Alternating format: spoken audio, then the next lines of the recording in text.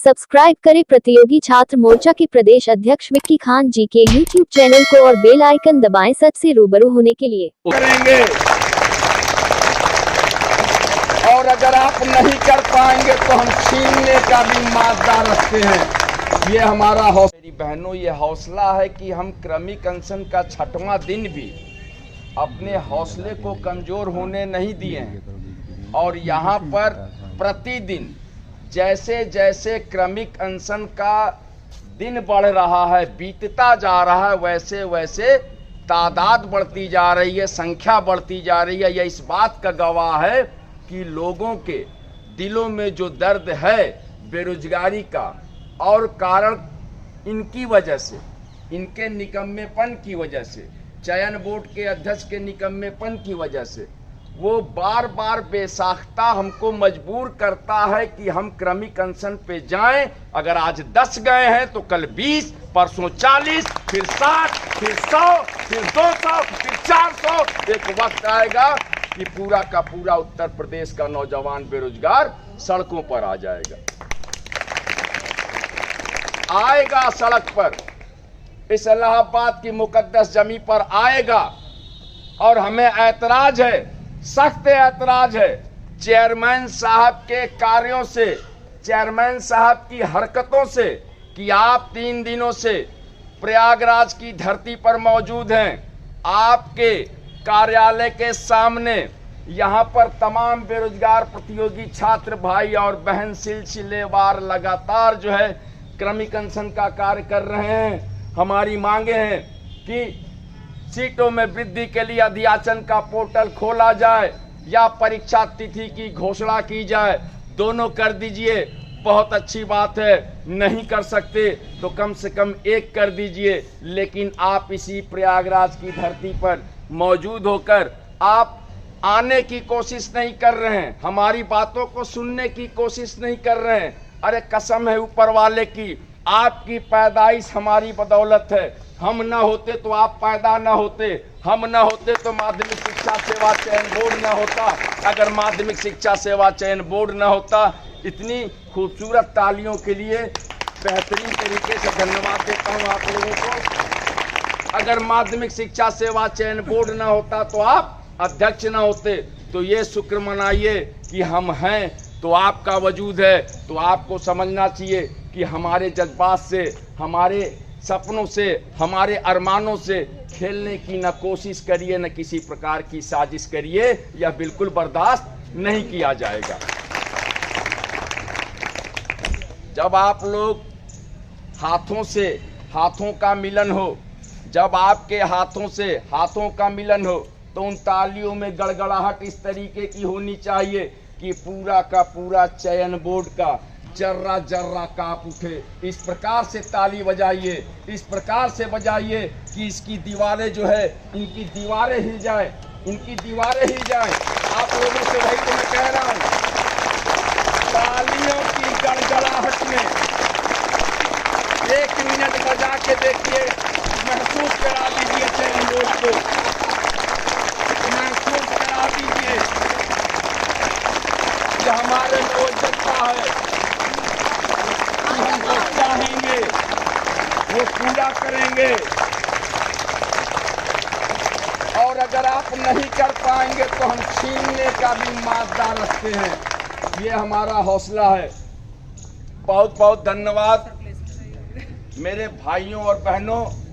आज देखिए, आज क्रमिक अनशन के 6वें दिन हिंदुस्तान की आधी आबादी, हमारी झांसी की रानी बहनें मौजूद, भाइयों से ज्यादा संख्या में। ये बहुत बड़ी उपलब्धि है हमारी। इसका मतलब है कि जो बिगुल हम लोगों ने फूंका है वो घर घर तक पहुंच रहा है। अब यह साबित हो रहा है कि वो घर घर तक पहुंच रहा है क्योंकि हमारे प्रतियोगी छात्र बहनों का आना, इस कार्यक्रम में इस क्रमिक अनशन को समर्थन देना और लगातार आना इस बात को साबित कर रहा है कि अब हम भाई और बहन कदम से कदम मिलाकर चयन बोर्ड के जर्रे जर्रे को हिलाने का ताकत रखते हैं ना। ये हौसला हमारा है। माना कि आज डिप्टी साहब मौजूद नहीं है, चेयरमैन साहब, सोचिए चेयरमैन साहब घर में दुबके हुए हैं, बड़े अफसोस की बात है। अरे चेयरमैन साहब, मैं आपको विश्वास दिलाता हूं, बिल्कुल ना डरिए, ये सब बेरोजगार हैं, बेरोजगारों के दर्द से के साथ जुड़ने की कोशिश करिए। आप आइए, पूछिए हमसे, हम आपका कुछ नहीं करेंगे, आपसे कुछ नहीं कहेंगे, सिर्फ हमारे दर्द को महसूस करिए। हमने आपसे पूरी कायनात मांगने की कोशिश नहीं की है। हमने ये नहीं कहा कि नहीं आप चांद तारे दे दीजिए, हमने ये नहीं कहा कि नहीं आप जमीन और आसमां एक कर दीजिए। हमने तो बहुत छोटी सी सिफारिश की है, बहुत छोटी सी ख्वाहिश रखी है आपके सामने कि चेयरमैन साहब, सीटों में वृद्धि के लिए अध्याचन का पोर्टल खोल दीजिए। एक कंप्यूटर स्क्रीन होता है, उस कंप्यूटर स्क्रीन पर एक बटन होगा जिसको आप अपनी उंगली से दबा दीजिए और बोल दीजिए खुल जा सिम सिम। और जो ये सिम सिम खुलेगा, उत्तर प्रदेश के 75 जिले के जिला विद्यालय निरीक्षकों को एक संदेश प्रेषित होगा कि DSO कहाँ हो, उठो उठो, जग जाओ, सुबह हो गई है। चारों तरफ जो है माहौल बना हुआ है सारे बेरोजगार हिंदुस्तान के और ख़ास तौर से उत्तर प्रदेश के, क्योंकि ये तो आवेदन भारत के नागरिकों से मांगते हैं, इसलिए हिंदुस्तान कहना भी ज़रूरी है। लेकिन ख़ास तौर से उत्तर प्रदेश के तमाम नौजवान बेरोजगार इस समय तैयार बैठा है। तुम जल्दी से मेरे पोर्टल पे अपने ज़िले की जितनी रिक्तियां हैं फटाफट फटाफट फटाफट फटाफट फटाफट फटाफट फटाफट फटाफट डालते जाओ डालते जाओ डालते जाओ, ताकि यह संख्या 4163 से 24,163 हो जाए। यही है कोशिश, यही हमारी कवायद, इसी की कोशिश कर रहे हैं हम, इसी के लिए जो है लड़ रहे हैं। 6वां दिन है, बिना खाए पिए बैठे रहते हैं 3 बजे तक, महसूस करते हैं कि वक्त आएगा जब नौकरी मिलेगी तो अच्छे तरीके से खाना भी खाएंगे। अभी तो खाना भी खाते हैं तो खाने में लज्जत नहीं मिलती, जैसे लगता है पेट भरने के लिए खा रहे हैं, क्योंकि खाना खाते हैं दिमाग कहीं और होता है। दिमाग का जो जुड़ाव है वो सपनों से है, कनेक्शन हमारा कहीं न कहीं हमारे अरमानों से है। हमारी नौकरी हमारी ज़िंदगी के लिए कितना महत्व रखती है, इसको महसूस करके देखिए, सोच कर देखिए, समझ कर देखिए। अगर एक नौकरी मिलेगी तो हमारे बहुत सारे ऐसे सपने हैं जो हम पूरा अभी तक नहीं कर सके हैं, उनको हम करना चाहते हैं, और वो उसका जो आधार है वह नौकरी है। इसलिए दिन रात हम डूबे रहते हैं, किताबों से खेलते हैं, दिन रात कोचिंग संस्थानों में जाना, सुबह की नींद को ख़राब करना। अगर 7 बजे से कोचिंग है तो हमको 5 बजे उठना पड़ता है। रात में भी चल रही है कोचिंग तो हमें रात में भी पढ़नी पड़ती है, क्योंकि हमें यह होश नहीं होता कि हमारा दिन कब कट रहा है, रातें कब कट रही हैं, क्योंकि दिन में पढ़ाई का आलम है। रात में अगर हम सोते भी हैं तो कहीं न कहीं जहन हमारा हमारी नौकरी की तरफ ले जाता है। हम अपने अपने घरों से आए हुए हैं, अपने अपने ज़िलों से आए हुए हैं, बहुत सारी उम्मीदें लेकर आए हैं, तमाम सवाल हैं हमारे ऊपर, लोगों के सवाल हैं, बहुत सारे सवाल पूछे जा रहे हैं, लगातार पूछे जाएंगे, और सबके सवाल का जवाब एक ही है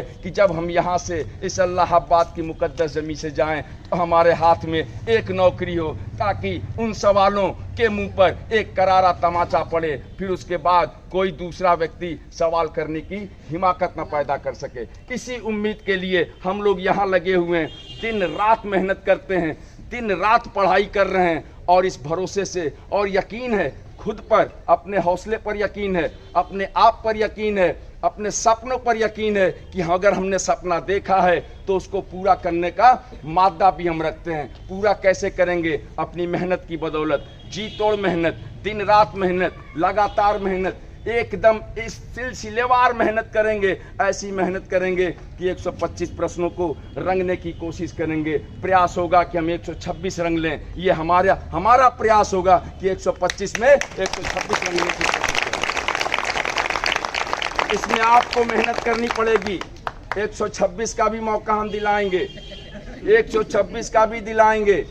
अगर आपने 125 कर लिया, अगर आपको लगता है हमने बहुत ज़्यादा पढ़ाई कर ली, पूरा का पूरा गृह विज्ञान हमारे दिमाग में है, सारी किताबें चाट डाली हमने, अब तो किताब लिखने का मन करता है, खुद मन करता है। अरे ताली बजाओ, बहुत बड़ी बात मैं बोल रहा हूँ।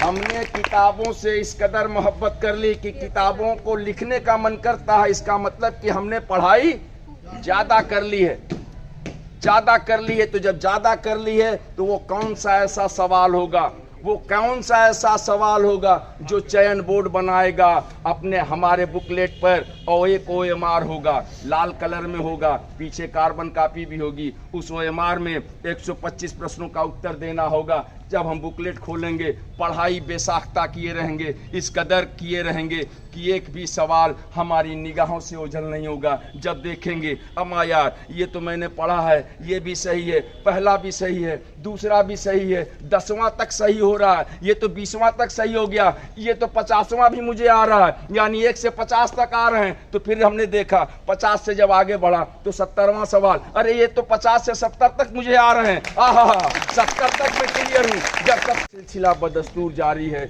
70 के बाद 100 के बीच में सारे के सारे सवालों के उत्तर हमें आ रहे हैं। अरे बाप रे बाप, ये तो गजब हो गया, पूरा का पूरा 100 सवाल 125। उसके बाद हम 100 से आगे बढ़े धीरे धीरे, फिर जो है अपने कदम को रोकने की कोशिश किए कि नहीं 100 तक सवाल तो बिल्कुल सही है। पता चला कि अब धीरे धीरे चलना है, 100 से 101, 2, 3, 4 सब सवाल आते जा रहे हैं, सब सवाल आते जा रहे हैं, 120 तक पहुंचे। पता चला 100 से 120 तक सारे सवाल हमें आ रहे हैं।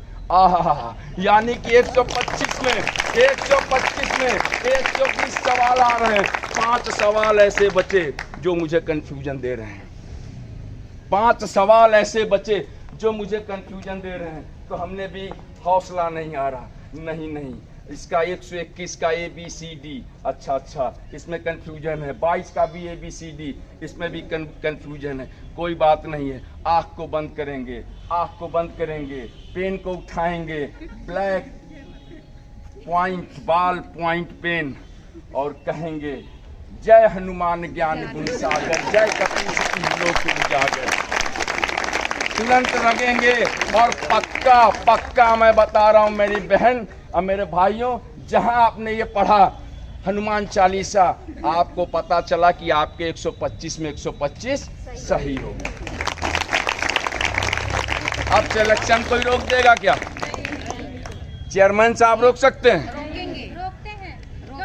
अब सुनिए, अब चेयरमैन साहब को जो है, अब चेयरमैन साहब को यहीं से तकलीफ शुरू होगी। चयन बोर्ड के अधिकारियों को यही समस्या आएगी कि अम्मा यार ये क्या हो गया, 125 सवाल हमने जो है बनाए थे, ये सारे के सारे सब सही कर रहे हैं, इसका मतलब अब हमको सवाल के जवाब गलत बनाने पड़ेंगे।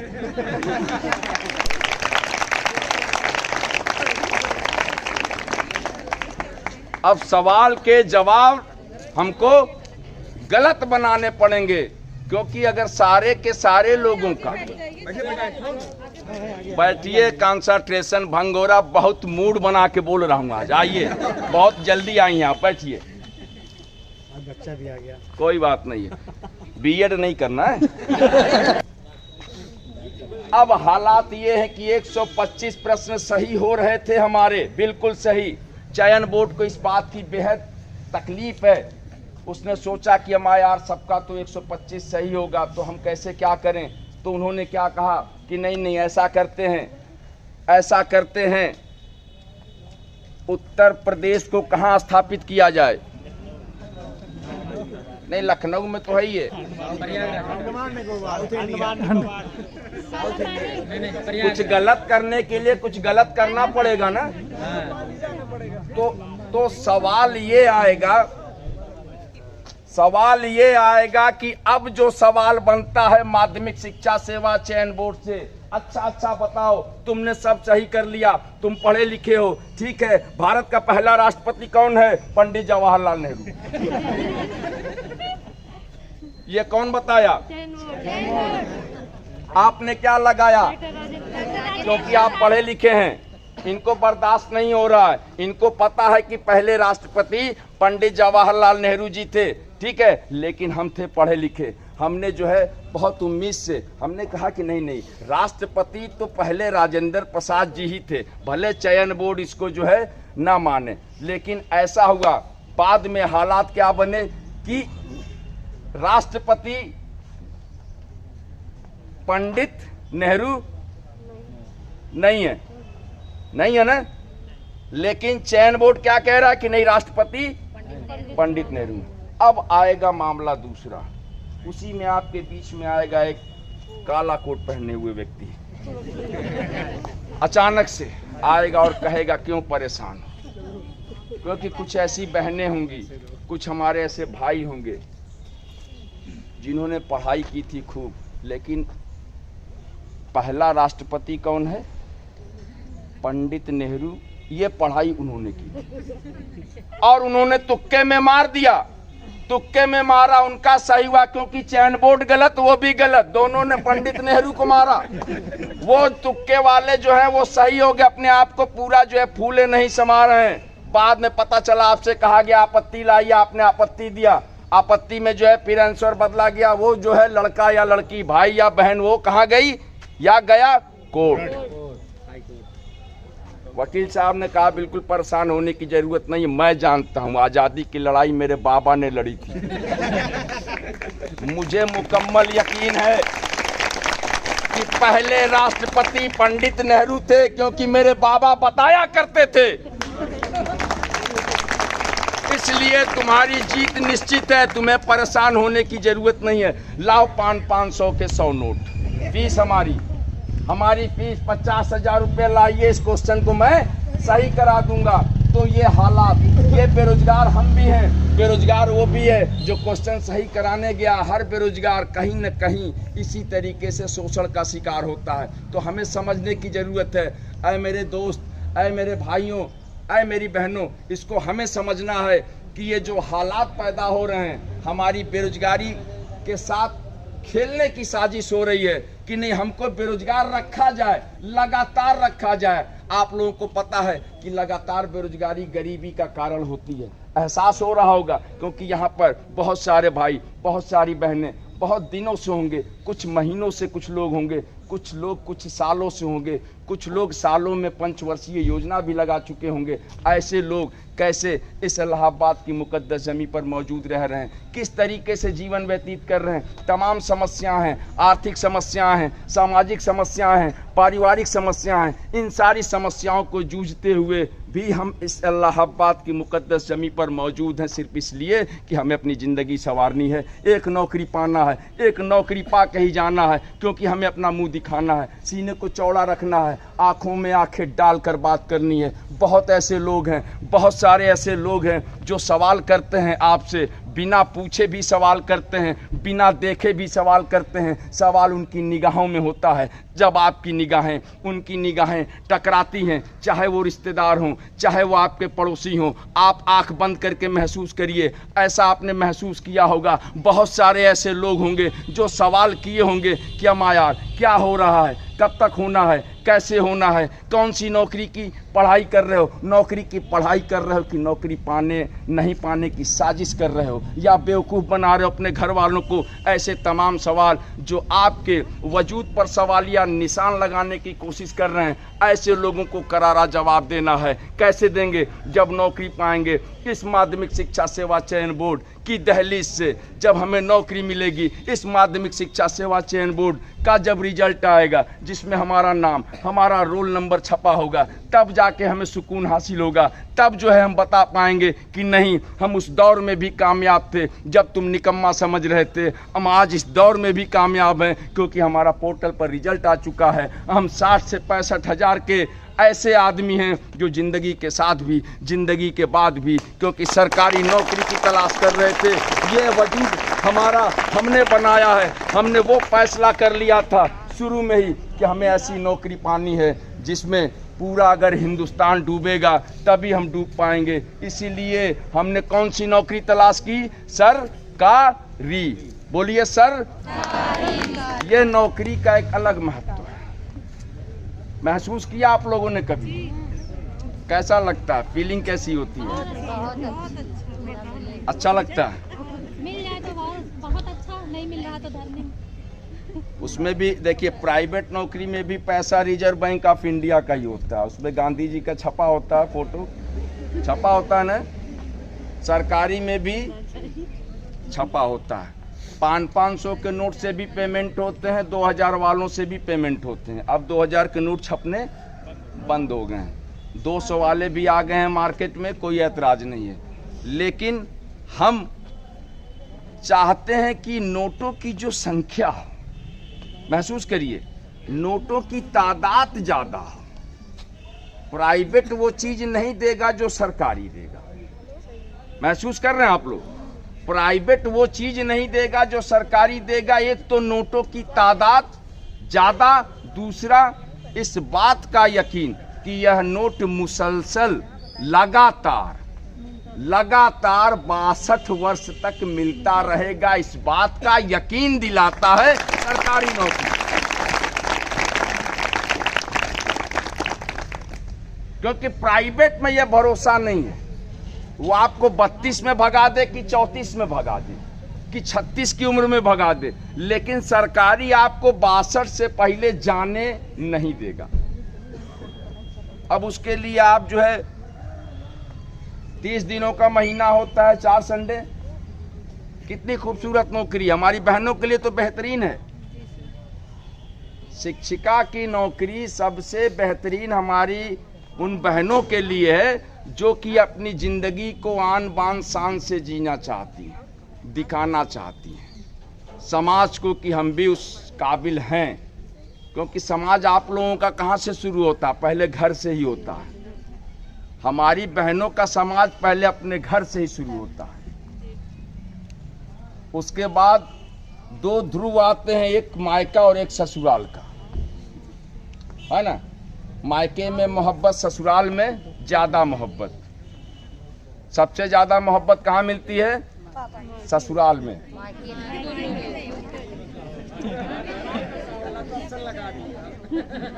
मायके में नहीं, मतलब ससुराल में मिलती है।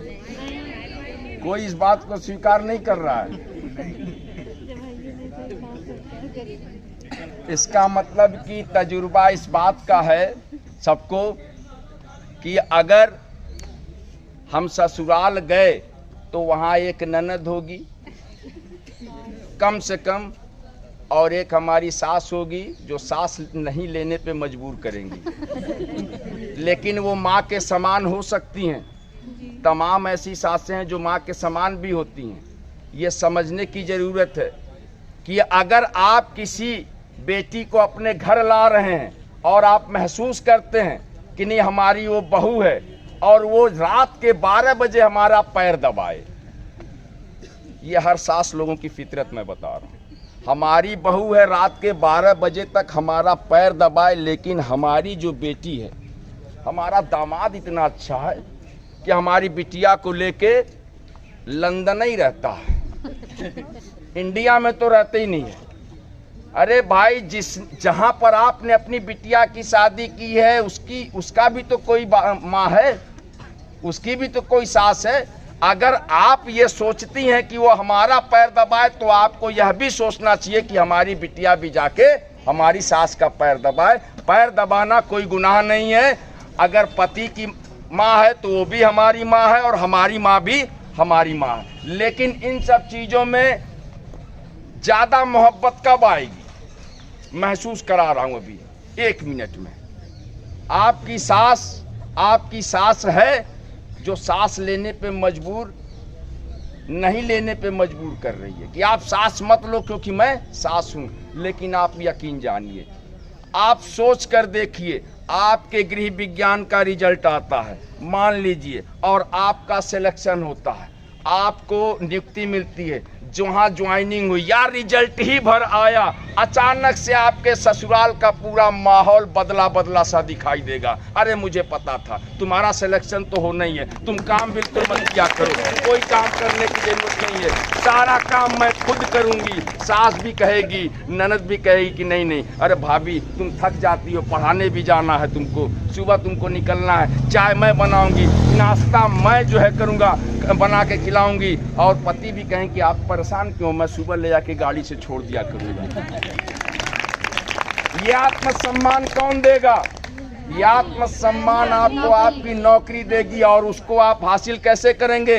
अपनी बदौलत, अपनी मेहनत से। उसी नौकरी को पाने की कवायद में आज हम लोग माध्यमिक शिक्षा सेवा चयन बोर्ड के गेट पर 6वें दिन भी क्रमिक अनशन कर रहे हैं कि सुनो सुनो अध्यक्ष महोदय, आय अध्यक्ष महोदय, माध्यमिक शिक्षा सेवा चयन बोर्ड, सुनने की जरूरत है, समझने की जरूरत है। हम यहाँ पे आपके दहलीज पर आए हैं, आपको यह बताने आए हैं कि 4163 सीटें हमें बिल्कुल मंजूर नहीं है, बहुत कम सीटें हैं। इतनी कम सीटें हैं कि पता नहीं इसमें होगा कि नहीं होगा। जबकि अंदर आपके खजाने के पास, अंदर जिसमें जो सिमसिम है, जिसको एक बार बोलना था खुल जा सिमसिम, अगर वो आप बोल देते तो उस खजाने से 20 से 25 हजार सीटें बाहर आ जाती। अगर वो सीटें बाहर आती तो ये 4000, वो 25,000, 29 से 30,000 सीटें, तो हम सारे बेरोजगार भाई बहनों को एक अदद नौकरी मिल जाती।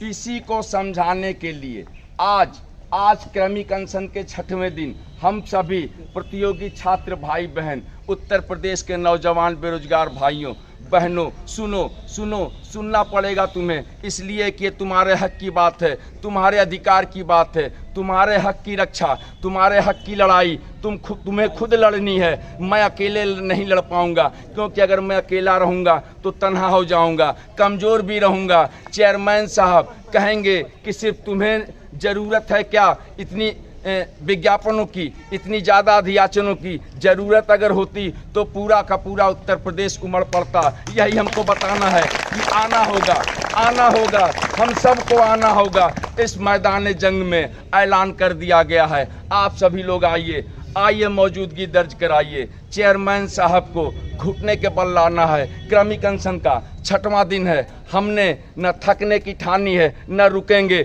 न हटेंगे, न बैठेंगे। हम तब तक खड़े रहेंगे जब तक सीटों में वृद्धि के लिए अधियाचन का पोर्टल चयन बोर्ड द्वारा नहीं खोला जाता या परीक्षा तिथि की घोषणा नहीं होती। ये हमने फैसला कर लिया है। हमारे हौसले को जो है हमने खुद बनाया है। और चेयरमैन साहब आपको समझने की ज़रूरत है, समझ जाइए, बेहतर है। इस इलाहाबाद की मुकद्दस ज़मीं पर आप रह रहे हैं, 3 दिनों से मौजूद हैं, लेकिन आपने आने की कोशिश नहीं की। हम आपको बता दे रहे हैं कि हम मजबूर कर देंगे, आपको बेबस हो जाएंगे, आप लाचार हो जाएंगे, आपको उसी घर से लेकर आएंगे और इस क्रमिक अनशन स्थल पर आपको अपनी मौजूदगी दर्ज करानी पड़ेगी और आकर कहना पड़ेगा कि आए उत्तर प्रदेश के नौजवान बेरोजगारों, सुनो, मैं अध्यक्ष माध्यमिक शिक्षा सेवा चयन बोर्ड ऐलान करता हूं, मैं उत्तर प्रदेश के तमाम नौजवान बेरोजगारों के दर्द को महसूस किया हूं, इसलिए मैंने निर्देश जारी कर दिया है कि अधियाचन का पोर्टल खोला जाए, खुल जा सिमसिम, और उत्तर प्रदेश के तमाम डीआईएसओं से कहा जाएगा कि लाओ हमारे पोर्टल पे जितना अधियाचन है फेंको, हम कलेक्ट कर रहे हैं, फेंको। यह बात जब तक आप नहीं कहेंगे हम यहाँ से जाने वाले नहीं हैं, हम यहाँ से हटने वाले नहीं हैं। यहीं रहेंगे, तब तक रहेंगे जब तक आप मजबूर न हो जाएं या हम मजबूर न कर देंगे। यह हमारा हौसला है। बहुत बहुत धन्यवाद। मैं विक्की खान, प्रदेश अध्यक्ष प्रतियोगी छात्र मोर्चा।